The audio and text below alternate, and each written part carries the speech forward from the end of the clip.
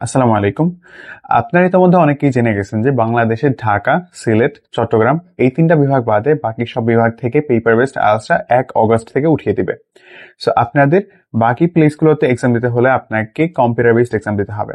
So এইটা আমি UKVI এর কথা বলছি না, এটা আমি বলছি আমাদের নর্মাল যে আইএলটিএসটা আছে সেটার কথা।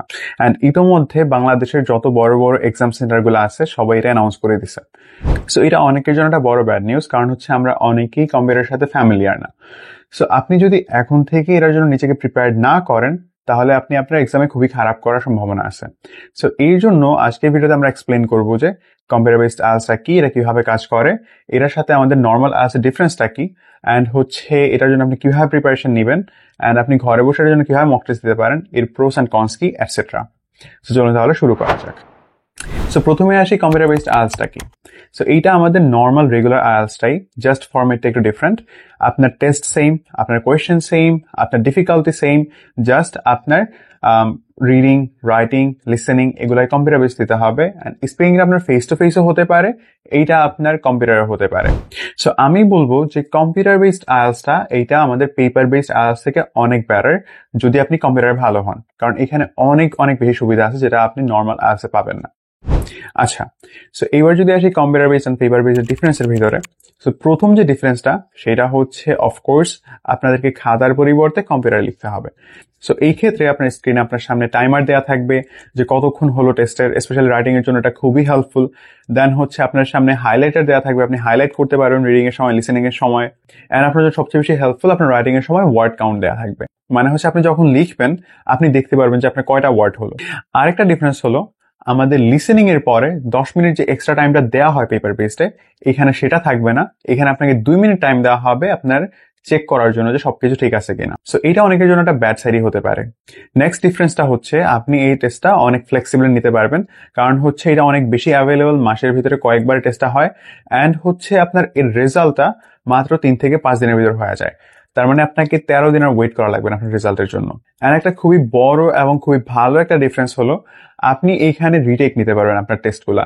মানে আপনি যদি কোনো একটা পার্টে কম মার্ক পান, আপনি চাইলে এটাকে রিটেক নিতে পারেন, শুধু ওই পার্টটাকে, আপনার ফুল টেস্ট আবার নেওয়া লাগবে না। আচ্ছা, তো এর প্রোস গুলা কি কি? এর প্রোসের ভিতরে আসে আপনার রেজাল্টটা খুবই ফাস্ট হয়। আপনি এখানে লেখার সময় আপনি আপনার মাঝখানে যে কোনো একটা প্রবলেম হলে সেটাকে আপনি ইরেজ করতে পারবেন, সেটাকে আপনি কপি পেস্ট করতে পারবেন।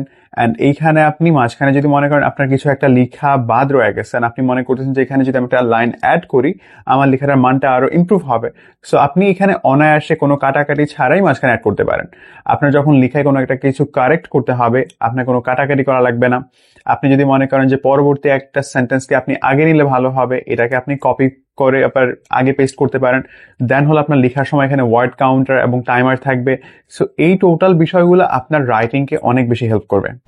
সো এখন যদি আসে ব্যাড সাইডের দিকে, এর সবচেয়ে বড় ব্যাড সাইডটা হচ্ছে আপনার যদি টাইপিং ফাস্টার না হয় তাহলে আপনি ভালো করতে পারবেন না, স্পেশালি লিসেনিং এর ক্ষেত্রে। কারণ যখন লিসেনিং সময় বলে চলে যাবে, আপনি যদি আপনার আনসারটাকে আনসার শিটে দ্রুত তুলতে না পারেন তাহলে আপনি এটাকে মিস করবেন। এন্ড আপনার যেহেতু পরবর্তী 10 মিনিট সময় নাই, সো আপনি এখানে পরবর্তী আবার ভেবে চিন্তে নতুন একটা আনসার এখানে অ্যাড করতে পারবেন না। সো সবচেয়ে বড় প্রবলেমটা হচ্ছে আপনার টাইপিং স্পিড যদি ফাস্ট না হয়। আরেকটা বড় প্রবলেম হলো তাদের জন্য যাদের হচ্ছে স্ক্রিনের দিকে টানা তাকিয়ে থাকতে প্রবলেম হয়, কারণ এখানে আপনার 3 ঘন্টা আপনার স্ক্রিনের দিকে তাকিয়ে থাকা লাগবে। সো এটা একটা হিউজ টাইম। সো আগে থেকে কম্পিউটার সামনে বসে টেস্টের প্রস্তুতি ছাড়া ভুলেও কাইন্ডলি কম্পিউটার টেস্ট দিতে যান না, তাহলে আপনি খারাপ করবেন নিশ্চিত। সো এখন যদি আসি যে কাদের জন্য কম্পিউটার বেসড টেস্টটা দেওয়া উচিত হবে এবং কাদের জন্য দেওয়া উচিত হবে না। সো প্রথমেই হচ্ছে যাদের টাইপিং স্পিড ফাস্ট না, ভুলেও এক্সামটা দিয়েন না কম্পিউটারে। দরকার হলে আপনি চট্টগ্রাম বা ঢাকা অথবা সিলেটের যে কোনো একটা ভ্যানু থেকে আপনার এক্সামটা দেন, কাইন্ডলি আপনি হচ্ছে কম্পিউটার বেসড এক্সাম দিতে চান না।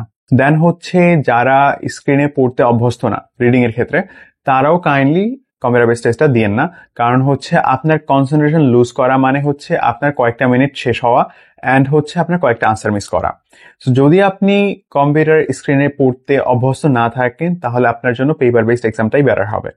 এখন যাদের এই প্রবলেমগুলো নাই তারা হচ্ছে মাস্ট কম্পিউটারটা দেন, কারণ এটা আপনার নর্মাল থেকে অনেক বেটার। অ্যান্ড হচ্ছে যারা আবার দ্রুত রেজাল্ট চান তাদের জন্য এটা আবার একটা গোল্ডেন অপরচুনিটি। আচ্ছা, তো এখন যদি আসি আপনি ঘরে বসে এটার জন্য কিভাবে প্র্যাকটিস করবেন। আইডিপি এবং ব্রিটিশ কাউন্সিলের ওয়েবসাইটে কিছু ফ্রি রিসোর্সেস দেওয়া আছে, আপনি সেখান থেকে এটাকে প্র্যাকটিস করতে পারেন। এছাড়া আপনার কিছু অনলাইন ওয়েবসাইট আছে যেখানে আপনি কিছু টেস্ট ফ্রি দিতে পারেন, যেমন IELTS online test, IELTS BARI, IELTS test pro and IELTS test simulation. So এই কয়েকটার লিঙ্ক আমি আমার ডেসক্রিপশনে দিয়ে দিব, আপনি সেখান থেকে চেক আউট করতে পারেন। তো কাইন্ডলি লাস্ট মিনিটে এসে ডিসাইড করবেন না আপনি আইএলটিএস কম্পিউটারটা দিবেন নাকি আপনি পেপারে দিবেন। আগে থেকে ডিসাইড করেন, যদি কম্পিউটার দেন তাহলে আগে থেকে এর সাথে ফ্যামিলিয়ার হন। তো আপনি যদি এখন জানতে চান যে জিরো থেকে কিভাবে আপনি আইএলটিএস এর প্রিপারেশন শুরু করবেন, অথবা আইএলটিএস জন্য আপনি কোন কোন বই কোন কোন অ্যাপস গুলো ফলো করতে পারেন, তাহলে এই ভিডিওগুলো চেক আউট করতে পারেন। সো আজকের জন্য এই পর্যন্তই। নেক্সট কোন একটা ভিডিওতে দেখা হবে ইনশাল্লাহ। আসসালামু আলাইকুম।